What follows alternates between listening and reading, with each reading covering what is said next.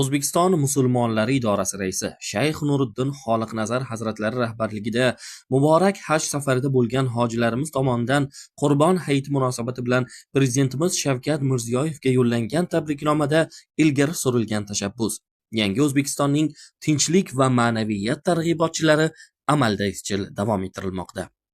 Ana shu tashabbus doirasida 2025-yil 20-noyabr kuni Buxoro viloyati Shofirkon tumanida yana bir ma'naviy ma'rifiy tadbir bo'lib o'tdi. Tadbir Hoji Orif Revgari Mohtobon jome masjidida o'tkazildi.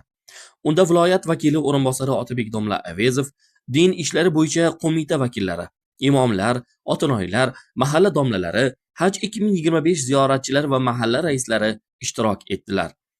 Tadbirga viloyat vakili o'rinbosari rahbarlik qildi. Yig'ilishda tajribali imom va noiblardan iborat ishchi guruh tuzildi. Har bir a'zoga aniq vazifalar yuklatildi. Maqsad masjidlar faoliyatini yaqindan o'rganish, aholi bilan ma'naviy suhbatlar o'tkazish, amaliy yordam va maslahatlar berishdan iborat. Ishchi guruh a'zolari tumandagi 9 ta masjid va 20 ta mahallaga biriktirildi. Ular Haj 2025 ziyoratchilar bilan hamkorlikda tadbirlar o'tkazdilar. Qariyalar holidan xabar olindi. Nogironligi bor fuqarolar, bemorlar va ehtiyojmand xonadonlarga tashriflar uyushtirildi. Sovg'alar ulashilib, samimiy suhbatlar o'tkazildi. Moddiy yordamlar taqdim etildi.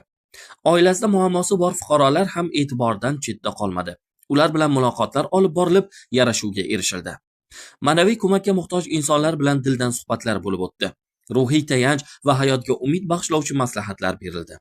Homiylar ko'magida oziq-ovqat mahsulotlari tarqatildi. Bu xayrli tashabbus ko'plab yuzlarda tabassum uyg'otdi. Ko'ngillarga esa iliq tuyg'ular bag'ishladi. Shu kuni viloyat vakili o'rinbosari Otabek domla Avezov, Shofirkon tumani bosh imom xatibi Mirjon domla Egamberdiyev hamda ishchi guruh a'zolari Hoji Orif mahallasida faoliyat yuritayotgan 170 nafar a'zosi mavjud bo'lgan O'zbekiston ko'zi ojizlar jamiyatining Shofirkon tuman bo'limiga tashrif buyurdilar. Tashrif davomida ushbu jamiyat a'zolarining ahvolidan xabar olinib, ularga sovg'alar ulashildi va ko'ngillari xushnud etildi. Kunning ikkinchi yarmida esa guruh a'zolari biriktirilgan masjidlarda peshin namozini ado etib, yig'ilgan jamoatga tinchlik ne'mati, shukronalik, oila muqaddasligi, husni xulq, qo'shnichilik odoblari va yot g'oyalardan saqlanish mavzusida ma'ruzalar qildilar.